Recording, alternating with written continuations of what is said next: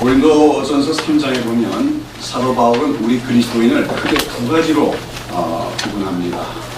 즉 신령한 자와 육신에 속한 자라고 하는 부분인데, 그래서 신령한 자란 말이 영어로는 spiritual man, 영적인 사람이란 말입니다. 영적인 사람이란 건 뭘까요? 이 spiritual man은 성령의 사람이란 말도 되죠. 그래서 특별히 영적인 사람은 성령의 인도함을 받는 사람입니다. 그리고 그 성령의 인도와 함께 인도를 받다 보면 그 삶 속에서 성령의 열매를 맺게 되는 사람이 바로 신령한 사람이죠. 이런 신령한 사람은 우리는 다른 말로는 또 성숙한 그리스도이다, 그렇게 말할 수가 있습니다. 인격이나 신앙이 온전케 성숙한 사람, 그걸 우리가 신령한 자라고 해요. 반면에 육신에 속한 자라고 하는 것은 하나님의 뜻보다도 자기의 인간적인 이기심과 욕심에 더 많이 이끌리는 사람으로서, 달리 말하면 영적인 어린아이를 가리켜 육신에 속한 자라고 말하죠. 누구든지 예수 믿고 거듭나면 처음부터 신령한 자가 될 수는 없어요. 계속해서 성령의 인도함과 말씀의 공급 속에서 점차 성장해서 신령한 자가 되었었는데, 문제는 교회 생활을 오래 했는데도 여전히 육신적인 사람으로 남아있는 경우가 참 문제가 되겠지요. 그래서 이러한 그 육신적인 그리스도인들, 영적인 어린아이들의 특징 중에 하나가 뭐냐면 다툼이라고 할 수가 있습니다. 즉 교회 안에 이런 육신적인 사람들이 많게 되면 각자 자기 중심적인 주장이 많이 나타나고 자기 중심적인 그런 요구가 많아지다 보니까 서로 충돌할 때가 많고, 그로 말미암아 교회 내에서 다툼과 분쟁이 일어날 때가 많게 됩니다. 우리 한국교회는 70년대 이후로 어마어마한 성장을 했다고 했지만, 그 모든 성장 속에서 이런 육신적인 사람들 간의 다툼 때문에 가장 많이 분열이 된 교회라고도 할 수가 있습니다. 그러므로 우리는 할 수만 있으면 우리가 그리스도 안에서 화목하며 하나가 되기를 힘써야 됩니다. 그것이 바로 하나님께서 이 세상에서 우리를 부르신 뜻이기 바랍니다. 자, 그런데 우리가 성경을 읽다 보면 때로는 신령한 사람들, 즉 영적으로 성숙한 신앙과 인격을 가진 영적인 사람들도 서로 다투다가 헤어져서 각자 다른 길로 갈 때가 있음을 우리가 보여줍니다.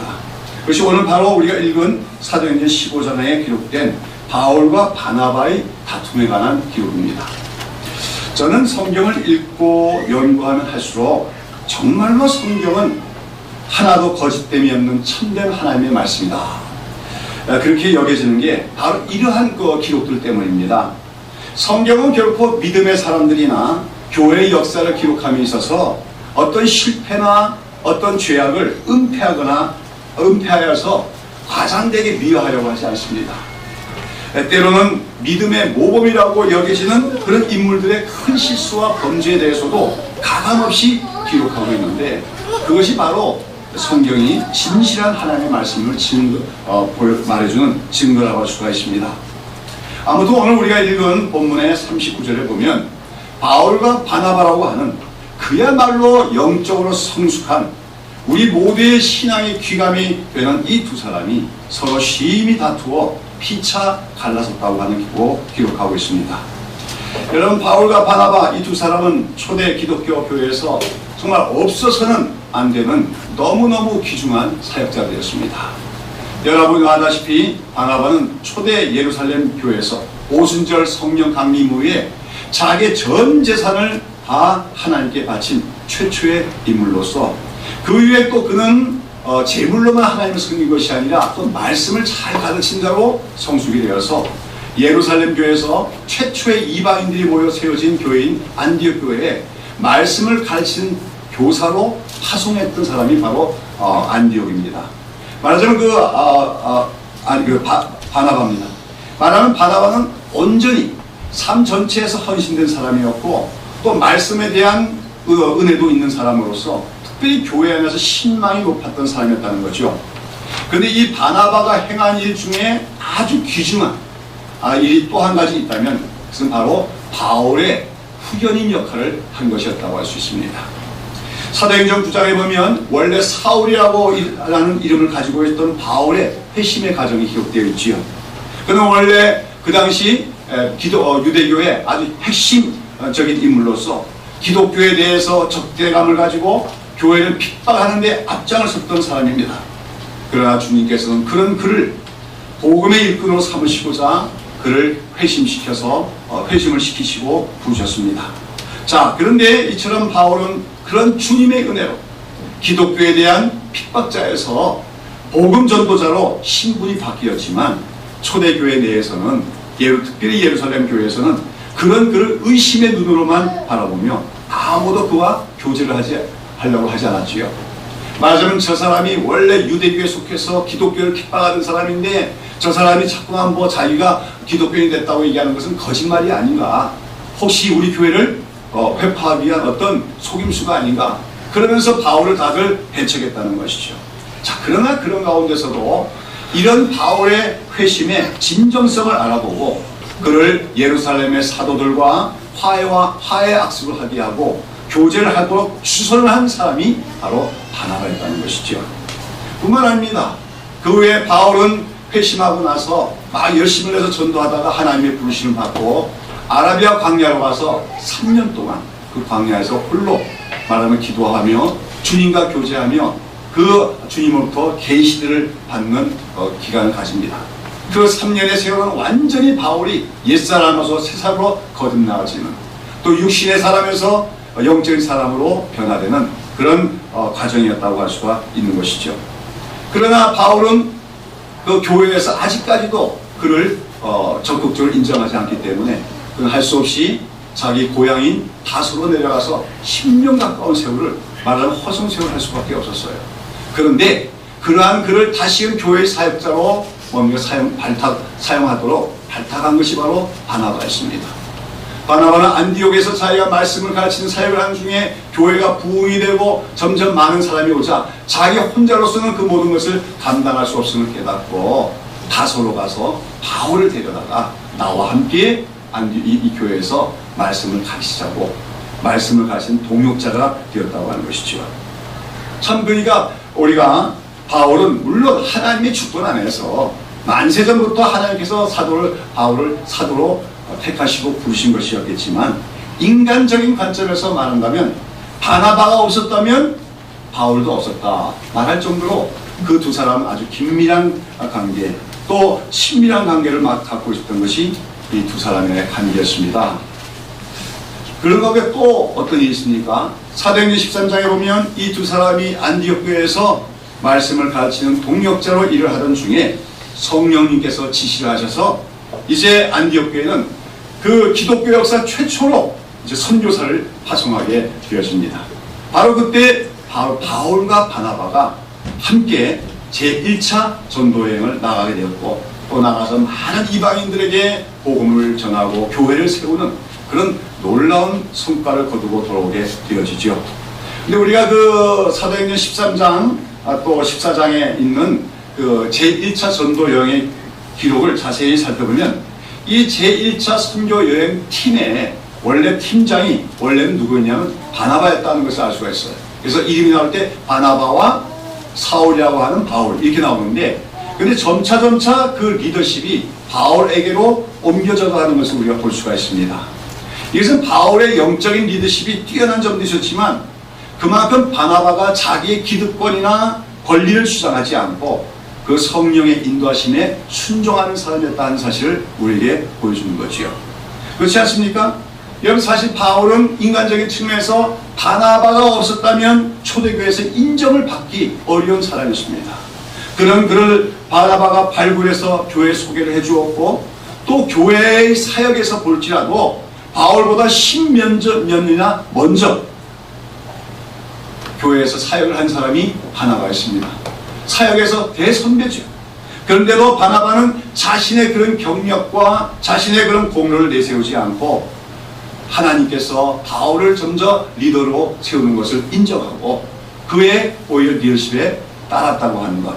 이런 면에서 우리가 바나바라는 인물이 얼마나 신앙적으로 인격적으로 성숙했던 사람인가, 한마디로 정말 그야말로 신령한 사람이었다는 것을 우리가 알 수가 있는 것이죠.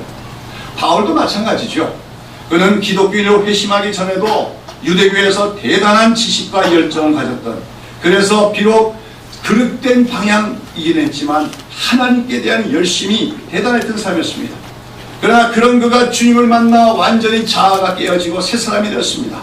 그리고 나서 그 후에 아라비아 광야를 와서 3년 동안이나 뭡니까? 기도와 훈련을 받으면서 예수가 주님으로부터 계시를 받으며 연단을 받으면서 완전한 새 사람이 되었습니다.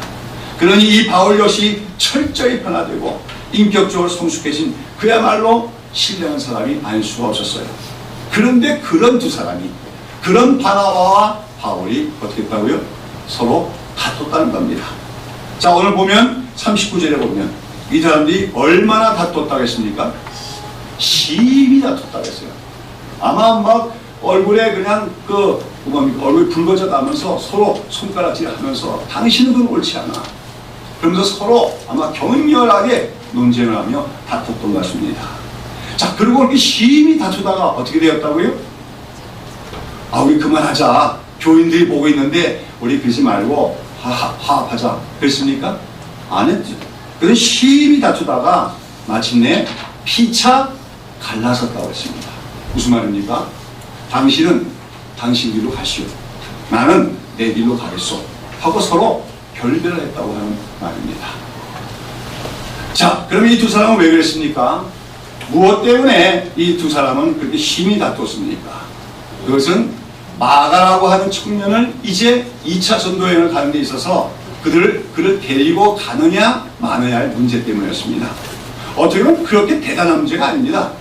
마가 한 사람 데려가고 안 데려가는 그렇게 중요한 하나님의 사회에서 중요한 문제가 아니죠. 그러나 그 문제 때문에 이 두 사람은 심히 다투다가 갈라섰다고 하는 것이요. 여러분, 왜 이 마가가 문제가 됐느냐?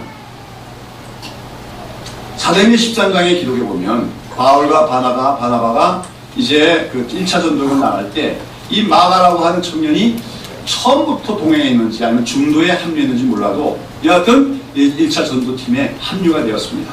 그리고 거기서 그가 선교팀을 돕는 자로 일을 했다고 합니다.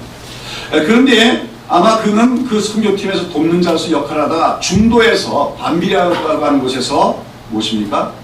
되돌아오고 말았다고 하는 것이죠. 왜 그가 이 선교팀에서 이탈을 하고 집으로 했느냐?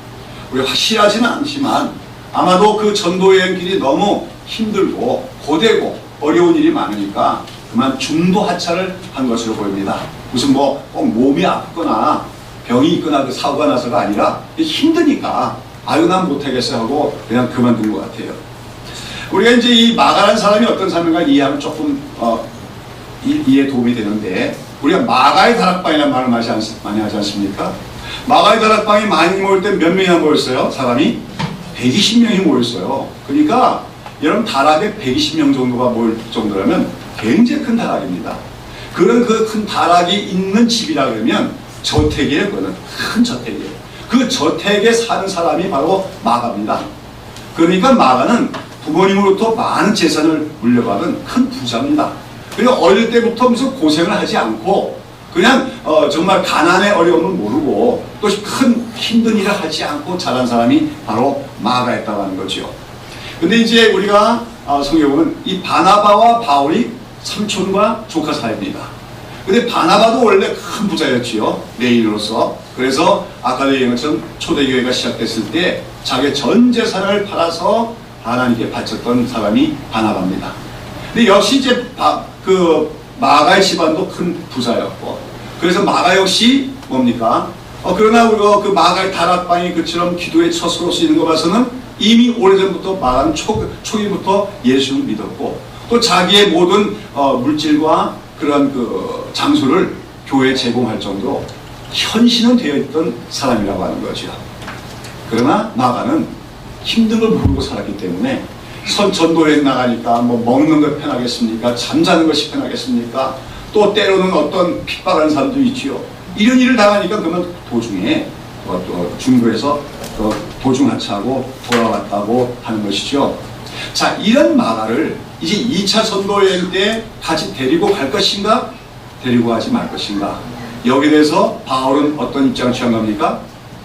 마가는 그 선교여행 팀에 같이 갈 만한 자격이 안 된다, 단호한 입장을 취했다고 하는 것이죠.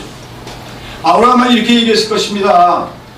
선교여행이 무슨 관광을 다니는 것도 아니고 그 선교이라는 것은 곳곳에서 마귀들의 방해에 우리가 직면해서 대항하여 싸우려는 영적 전쟁과도 같은 것인데, 그렇게 육체적으로 힘들고 조금 어려움이 있다고 해서 도중에서 하차하는 그런 나약한 사람은 우리의 선교사에게 도움이 되지 않을 뿐만 아니라 오히려 짐만 되고 오히려 거침돌이 될 뿐이다 하는 것이 아마도 바울의 주장이었을 것입니다. 일리가 있는 말이죠. 그렇지 않습니까? 자, 그런데 거기에 대해서 바나바는 어떻게 한 것입니까? 그러나 한 번만 더 우리가 기회를 줘보자. 그러나 바나바가 그렇게 주장한 것은 마가가 자기 조카이기 때문에 그런 것을 같지는 않아요. 그 사람은 공정한 사람입니다. 자기 조카라기보다는 아직까지도 성장 중에 있는 청년인데, 그런 청년이 한 번 실수했다고 그냥 배제시키는 것보다는 다시 한번 기회를 주는 것이 좋지 않겠느냐. 이미 그가 그래도 예수님을 잘 믿고 있고 또 자기 가정을 그렇게 개방할 정도로 헌신된 사람인데, 이번에 한번 기회를 주면 그도 다시 훈련받고 성숙할 수 있는 기회가 될 테니까 함께 가자고 그렇게 아마 주장을 했죠. 참 바나바다운 포용심을 보여준 주장이라고 할 수가 있습니다. 자, 이 둘 중에 누가 맞는 겁니까? 바울이 옳습니까? 바나바가 옳습니까? 아마 우리가 성경의 결론을 보지 않고 모르는 사람들은 저마다 달리 표현합니다. 바나바가 맞습니다.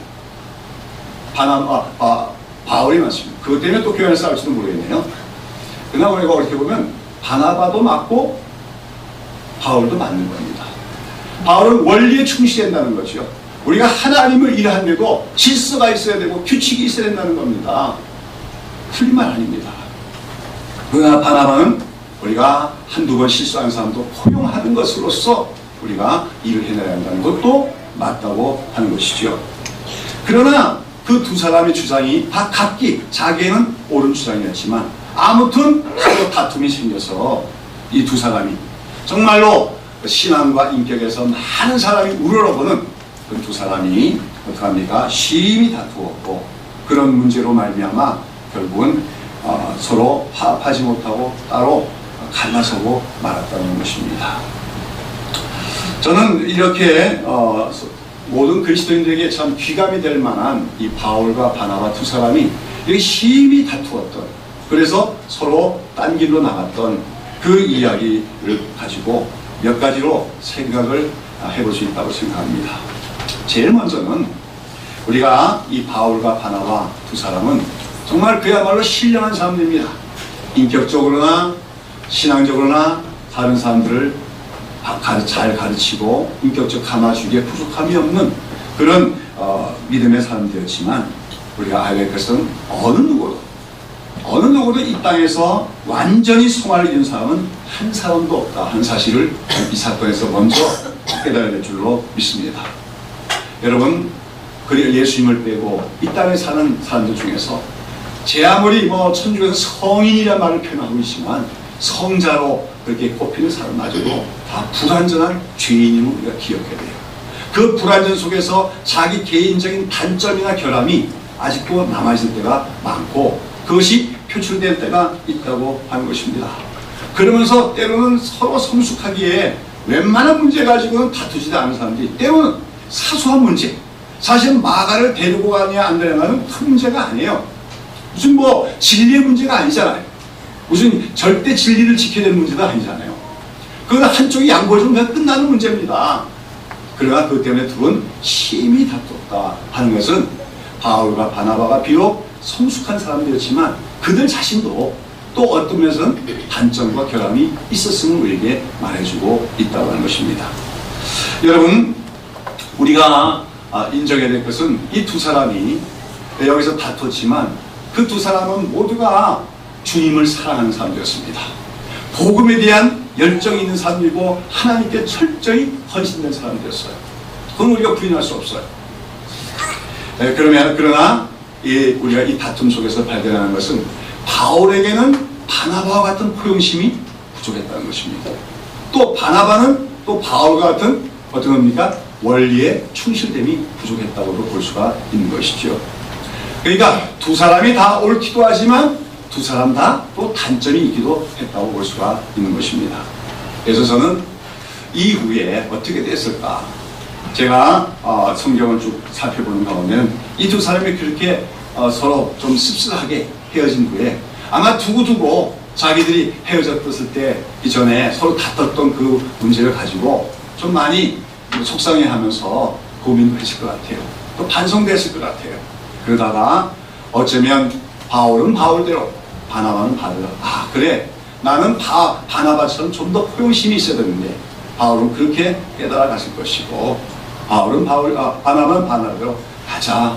바울이 주장한 것처럼 우리가 좀 더 원리에 충실해야 돼.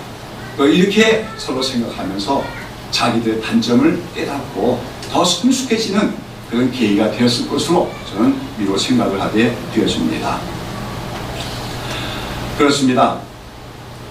여러분, 우리가 참 주님을 사랑하고 교회를 사랑하는 진심이 있지만 우리가 때때로 동일하게 주님을 사랑하고 동일하게 교회를 사랑하면서도 때로는 어떤 문제들 때문에 주장과 견해가 다를 수가 있고 그것 때문에 때로는 감정적인 갈등까지 올 수가 있습니다.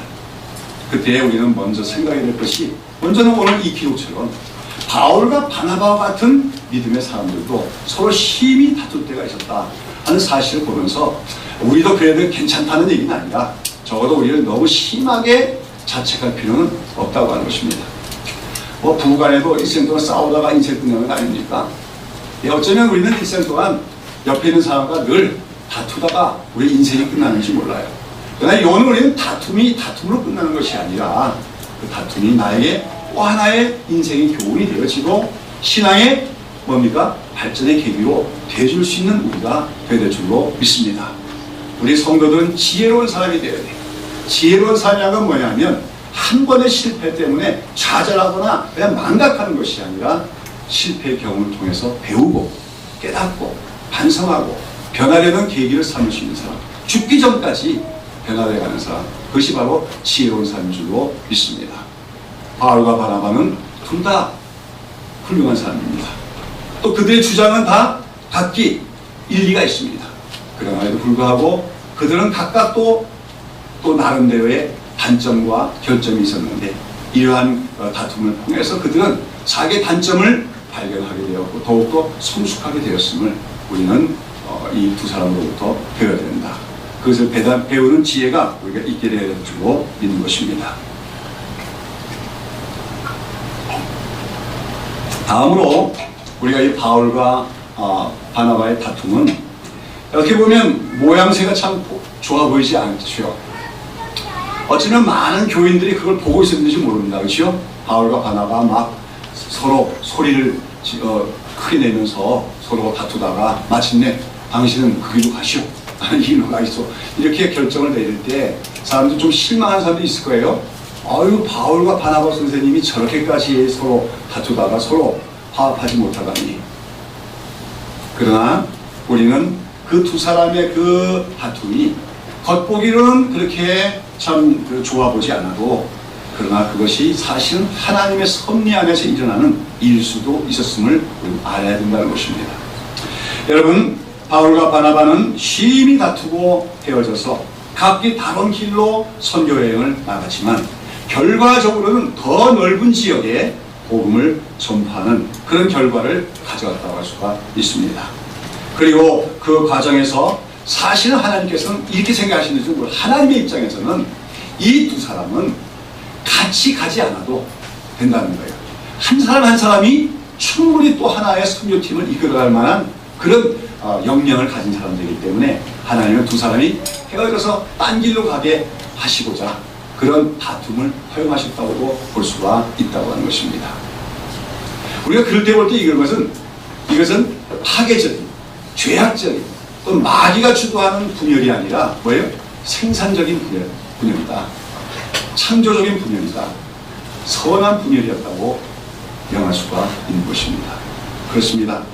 분명히 제가 말씀드리지만 내가 하나님을 사랑하고 정말 진심으로 주님을 사랑합니다. 또 상대방이 또 역시 주님에 대한 순수한 믿음과 사랑이 있습니다. 그런데 우리가 의견이 달라서 다툴 때가 있습니다. 심지어 우리가 헤어질 수도 있습니다. 근데 그 안에는 무언가 하나님이 뜻하시는 우리가 아직도 깨닫지 못하는 그런 귀중한 섭리가 있을 수 있음을 우리는 기억해야 될 줄로 믿습니다. 사랑하는 여러분, 저는 우리가 이 두 사람이 그렇게 헤어졌지만 그러나 우리가 성경을 전체를 살펴보면 이 두 사람은 오히려 나중에 일생 동안 정말 마음을 같이 하는 동역자로 함께 사역했음을 우리가 성경을 통해서 볼 수가 있어요. 사도행전만을 보면은 이 두 사도가 그렇게 서로 헤어져서 딴 길로 나갔다가 나중에 다시 만났다고 하는 기록이 없어요. 그리고 제가 아주 놀랬던 것은 어느 기독신문가 하는 뭐 그런 신문에 아주 잘 알려진 목사가 있습니다. 우리나라의 제2교회의 목사인데 그분이 설교했는데 이 두 사람의 다툼에 대해서 설교하면서 지상 설교하면서 그 서로 다투가지고 서로 양보하지 않고 다투다가 그 좋은 사이가 깨져가지고 일생에 서로 다시 만날 수가 없었다. 그분은 다투면 안 된다. 그렇게 설교를 했더라고요. 참 너무 성경을 안 보셨다. 제가 그렇게 생각했어요. 성경을 전체적으로 읽으면 그런 얘기 할 수가 없어요. 왜냐하면 바울 서신에 보면 바울의 바나바가 쓴 서신은 없고 보니까 바울의 서신을 보면 바나바에 대한 언급이 나오고 그 속에서 바울은 정말 바나바를 자기의 동역자로 정말 훌륭한 사역자로 인정하고 있는 것을 우리가 볼 수가 있습니다. 예를 들어서 고린도전서 한번 보시겠습니다. 고린도전서 9장 4절부터 6절 한번 보십니다.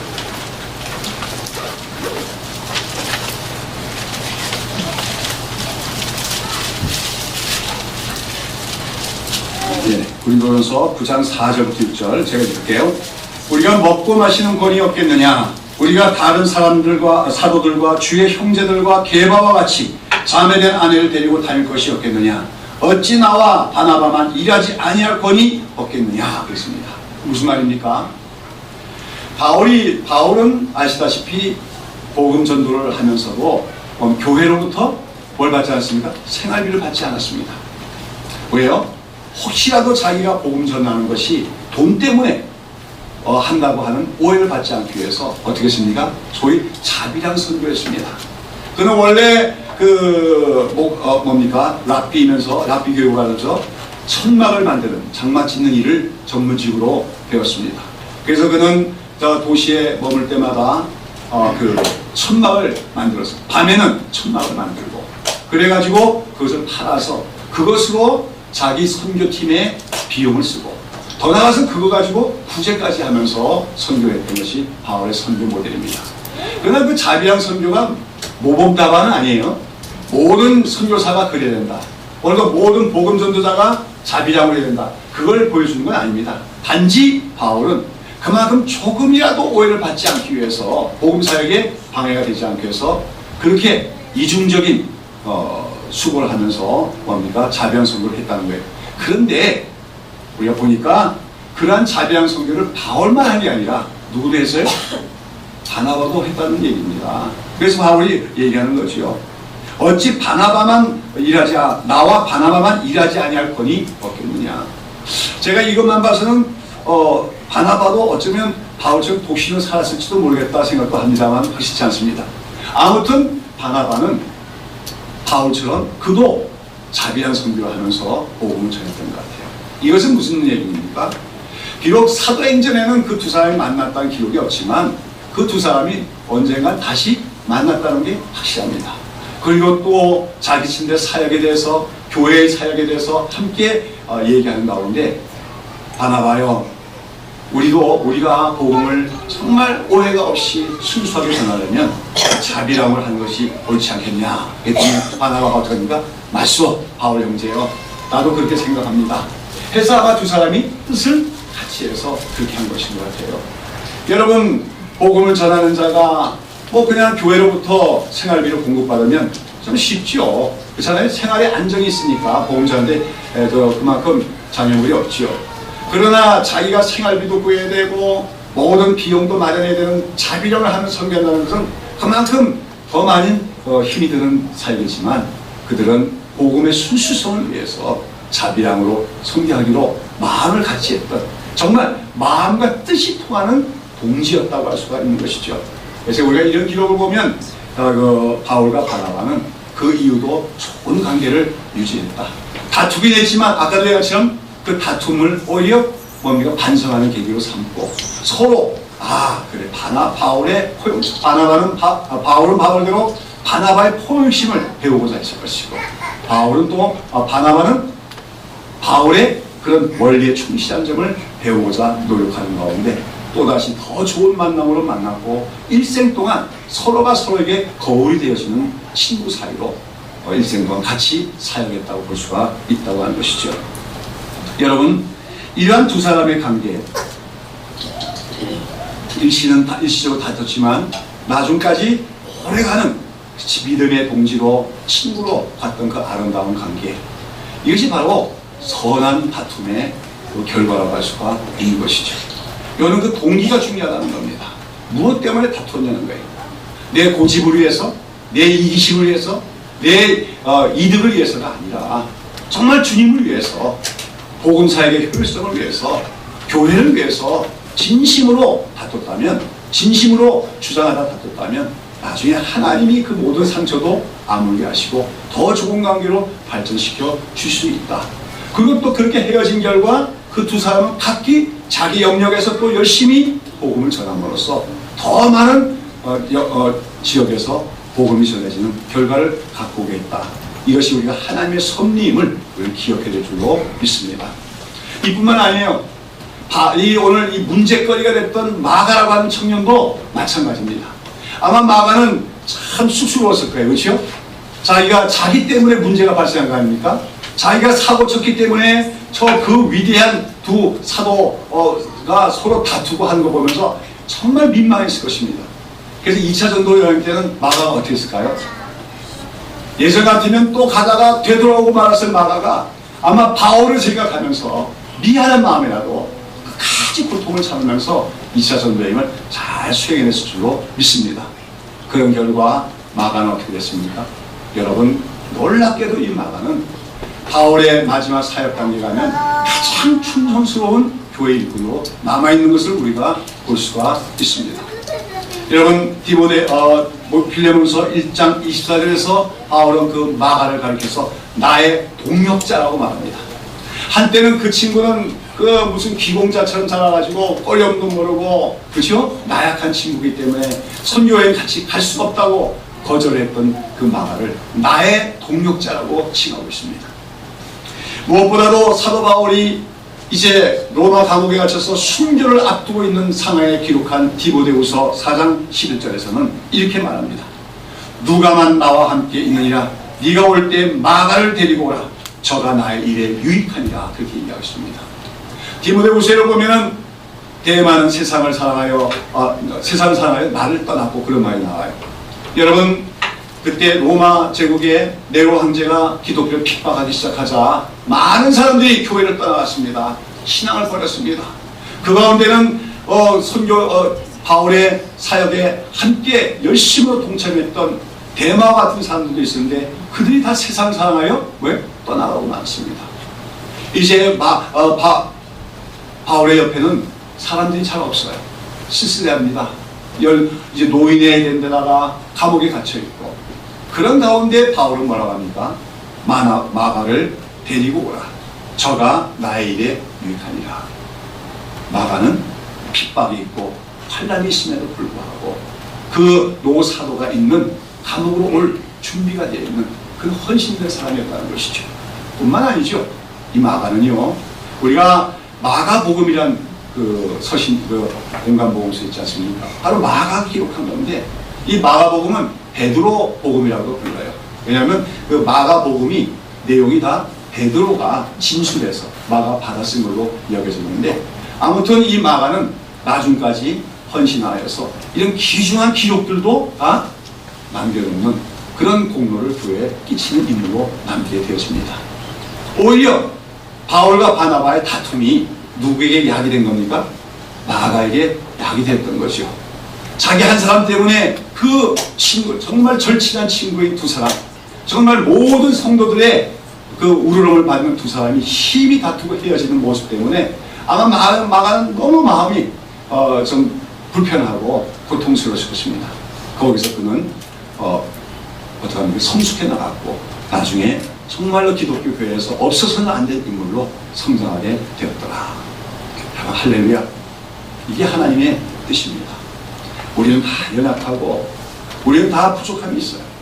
그러나 적어도 내가 하나님을 사랑한다면 그것이 진심이라면 우리가 때때로 의견이 다르고 주장이 다르고 또 그래서 또 다툼이 있더라도 하나님은 그것마저도 하나님의 뜻 안에서 선한 길로 인도해 주실 줄 믿는 믿음이 우리에게 있어야 될 줄로 믿는 것입니다. 저는 오늘 이 본문의 이야기를 이제 묵상해 가면서 우리가 이미 잘 알고 있는 이 말씀을 떠올리게 되었습니다. 우리가 알거니와 하나님을 사랑하는 자, 곧 그 뜻대로 부르심을 입은 자들에게는 모든 것이 합력하여 선을 이루느니라 하는 말씀입니다. 여러분, 저는 모든 것을 합력하여 선을 이루시는 하나님, 그 하나님은 오늘 이처럼 믿음 안에서 일어나는 다툼의 문제에도 적용이 된다고 믿습니다. 아까도 계속 말씀드리지만 우리의 동기가 어떠냐를 갖다 살펴봐야 됩니다. 우리의 본심이 뭔가를 살펴봐야 됩니다.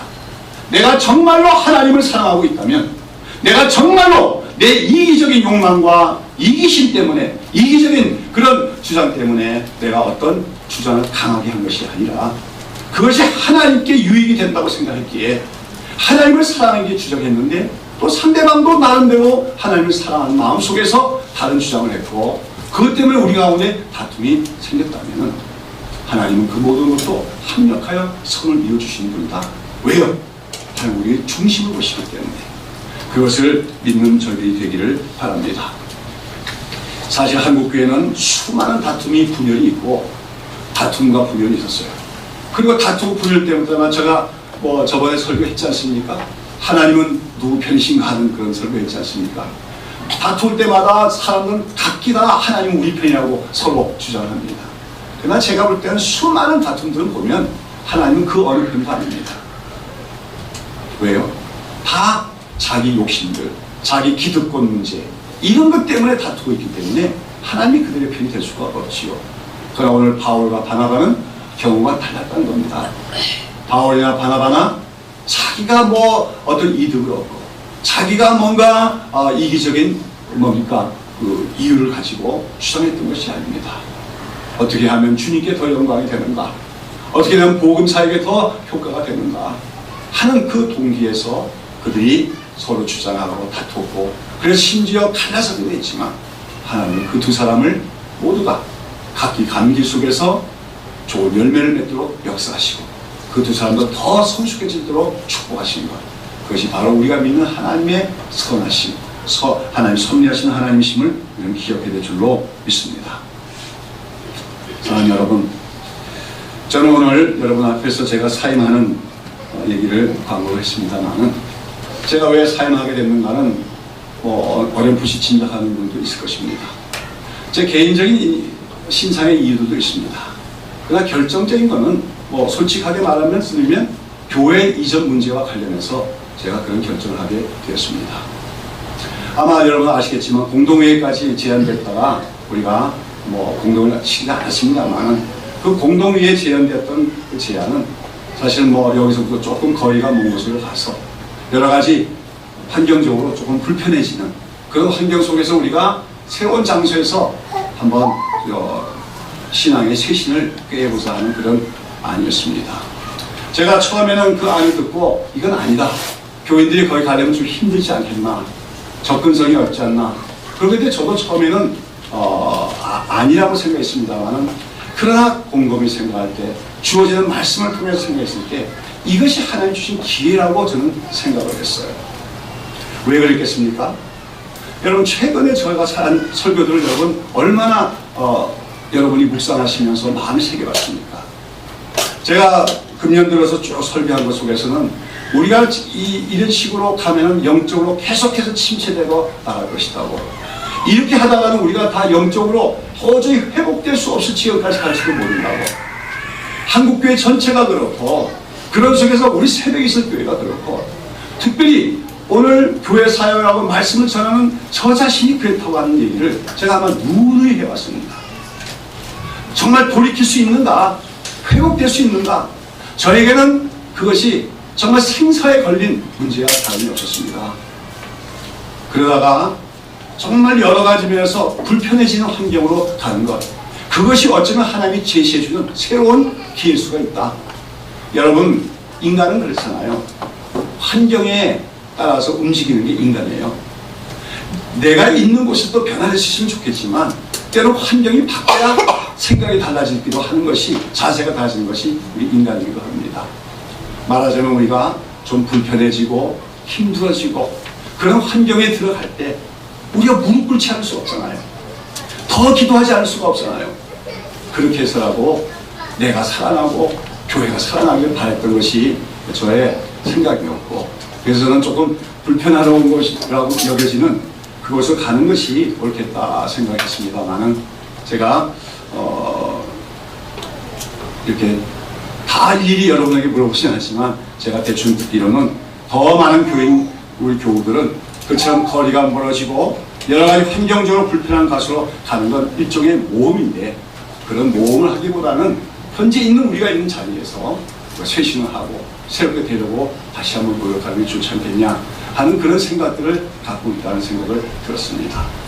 그런 가운데 저는 이런 의견 차이 속에서 아까도 말씀드린 것처럼 제 개인적인 어려움도 있지만, 신상의 문제도 있지만, 저는 좀 더 열악한 환경으로 내가 자진해서 들어가서, 어쩌면 광야 같은 곳에 들어가서 거기서 다시 내가 하나님을 처음 만났을 때 초심의 상태에 들어가서 다시 기도하고 하나님의 은혜를 받아야겠다. 영적으로 회복되어야 되겠다. 그것이 저도 사는 길이고 제가 섬기는 우리 교우들에게도, 우리 이 시대의 교회 한 교회도 무언가에도 유익을 줄 수 있는 길이 되지 않겠나, 그런 생각 속에서 또 그것을 차일피일 미루는 것보다는 빨리 실행하는 것이 좋겠다 싶어서 제가 9월 말로 삶을 결정하게 되었습니다. 자, 여러분, 우리가 어떤 결론을 내렸더라도 제가 말씀드립니다. 우리가 진실로 어떤 사사로운 동기나 이기적인 목적이 아니라 우리 각 사람이 하나님을 사랑하는 마음으로 우리가 어떤 주장을 했고, 그런 주장이 서로 엇갈려서 때로는 다른 길을 택하게 되더라도 우리 서로를 원망하면 안 됩니다. 서로 핑계를 대고 서로 탓하면 안 됩니다. 그 안에서 역사하시는 하나님의 손길을 바라보면서 합력하여 선을 이루시는 하나님께서 우리가 서로 다른 길을 가더라도 그 길 속에서 각각의 하나님의 인도함과 보호하심이 있기를 또 기대하고 바라며 또 서로 축복하며 나아갈 수 있는 우리가 되는 줄로 믿습니다. 아무쪼록 합력하여 선을 이루시는 하나님께서 우리 새벽 일식교회에 나가는 길을, 또 저 개인에 나가는 길을 인도하여 주시는 축복을 내려주시기를 예수님 이름으로 축원합니다. 기도합니다.